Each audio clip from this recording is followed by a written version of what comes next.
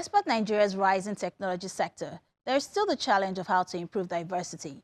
The number of women in the space is still very low, and more needs to be done to encourage female participants. In my discussion with Titi Adewusi, co-founder of Niger Kids, we talk about the challenges facing women and how to address some of them. Enjoy the chat. When we talk about women in technology, are you satisfied with the numbers we have? Not at all. Not at all. I mean, the population in Nigeria is about 49% are made up of women. But when you look at women in tech roles, then you know that, it's a different ball game. So when we look at how many percentage of women are programmers, maybe only 14%. How many people are in tech space generally that are women? We have about 20%. So the numbers are far from where they need to be. And that, I think everybody's aware of that. And as a woman working in technology, how exciting has the journey been for you? It's really been exciting. It's been scary, but I think it's been exciting. I think what helps my case more than most people is that I had two other co-founders and they're both women. So it's like we are bonding together to make it happen. But I think the typical challenges that women face in the tech space are the same ones that I've been through.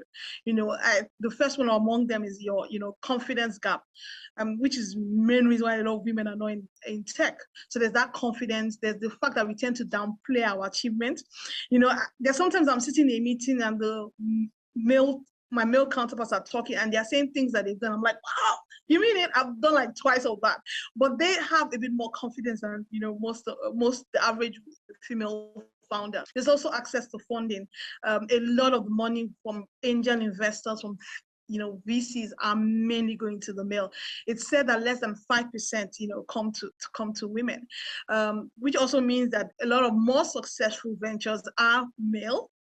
So those are some of the challenges we are all experiencing in the sector. There's also the issue of how many CEOs are women that have gone ahead and raised funds. So everything is like, it just seems to be, the day for the men. And so this is some of the challenges that we are experiencing. Sometimes being female also means they're not taking you seriously, because I've been for meetings where I go with my junior colleague and they automatically turn to him thinking that, he's the boss, he's the MD, he's the CEO, he's the founder, because they're just that bias out there. And so those are just a few of the challenges that we experience.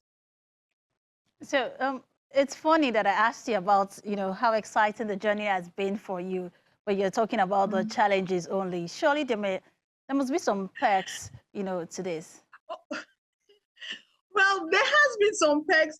So let me give you an example of some perks of being female. There is a major push. So it means that sometimes when they want to choose people, they say, we've already chosen 5 guys, so we need a female to balance it up. So it means that those opportunities and those doors open out to you.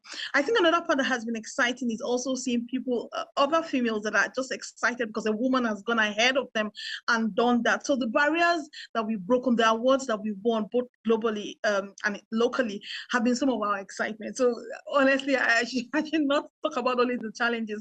So we've also won awards. We've also been recognized here, in Lagos, as well as internationally in the States, in Europe. So those are some of the exciting parts to it. Some of our, revenue goals, we've met them. So it's not as if it's been all challenges. It's really been some exciting part as well. Oh. Even though the awareness and recognition of women and girls in science and tech is helping to change the gender stereotypes, gender roles are still a big issue.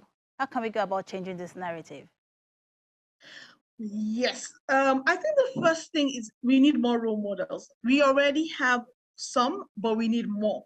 When people immediately think of tech, whether it's globally, whether it's locally, they immediately start reading out all the men, or people talk about Mark Zuckerberg, people talk about Larry Page. They rarely ever mention women. So we need more role models. The good thing in Nigeria is that we're increasingly having some. So we have Tokwe of Crowdiverse, we have Damina of Shotlers, we have Odunayo Piggyverse, a lot more role models, but we need more. And we need these role models to start from an a very early age, from when they're in nursery school, when they're in primary school. I mean, I was taught programming, and they never mentioned that the first programmer was actually a woman, Ada Lovelace. They talked more about the men. So we need more role models. I think that would be the first thing that we'll do. And the same thing with funds. We need more funds that are focused on female founders. We have a number of these that have started, which is good. But I think if it becomes something that every VC, every angel investor knows that a percentage of whatever amount they give needs to be given to female founders, then it will help to promote that. It would help to create more success stories. I think having those policies, having those quotas, that promote that would be the way to go. I think another thing I would say is that let's start early. Most girls drop out of anything STEM related when they're in junior secondary, so they don't go on to senior secondary to do it. It said only 19% of people that graduate are actually women in STEM roles. So it means that we need to start early. We need to start early educating them. We need to start early helping their confidence. We need to start early with our awareness. We also need to start early in terms of how we bring STEM. The time when we do it, we show it with male orientation or male bias. You show it more as building things. But the other aspects of STEM, I mean, if you show it more as, soap making, makeup making, more girls will be interested in it than just show it as construction and building. So I think telling the story in a different light will also engender a lot of girls to start early in terms of STEM. I think another thing is that math is critical for STEM.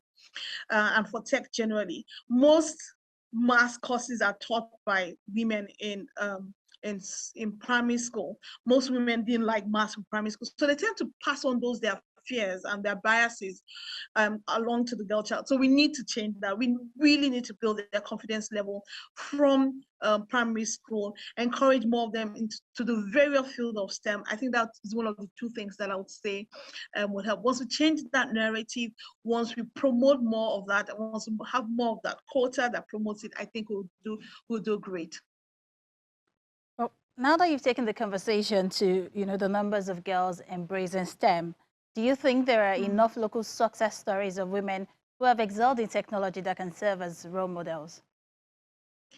No, they're not enough. And even where there are, their stories are not being told. If I call a typical girl and say, oh, who do you know in tech? She's not going to mention any women.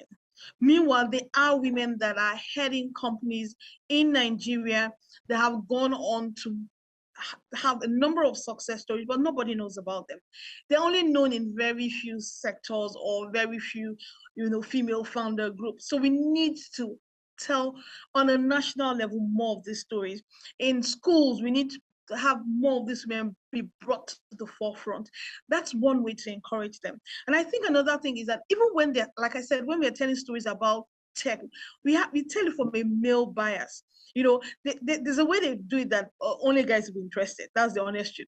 But there's a way you can tell the story of what's happening in tech that a lot of young girls will be interested in it and help boost their confidence that you can do it. It's not as hard as you think. I think those are the things that can really help us have more, girls start up tech and STEM related careers. And how can we encourage more girls to take up STEM related careers or courses? Like I said, lots of more boot camps. A lot of that is already happening. I know that this summer was the first time in a long time that I've seen so many girl-focused STEM camps, to promote that. So I think that is a step in the right direction. We just need more. The numbers are really little. If you can get more of this. Also in schools, a lot of school owners, proprietors, they need to promote STEM from an early age. I can't say that enough. And they really need to make it more fun and interesting. Thank you so much, Titi, for joining us on the program. Thank you for having me. Thank you for having me.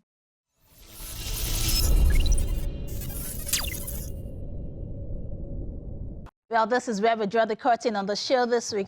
Thank you for joining us. Remember, if you're interested in keeping track of how tech-savvy innovators are crafting homegrown solutions using technology in the country, keep watching Tech Trends, because we will continue to showcase them for you, from startups to big techs and, of course, inventful thinkers. And if you missed any parts of the show, we are on social media at Tech Trends TV. You can also watch this and previous editions of the show on the Channels TV YouTube account. For Tech Trends, I'm Olayemi Odunuga. See you next time.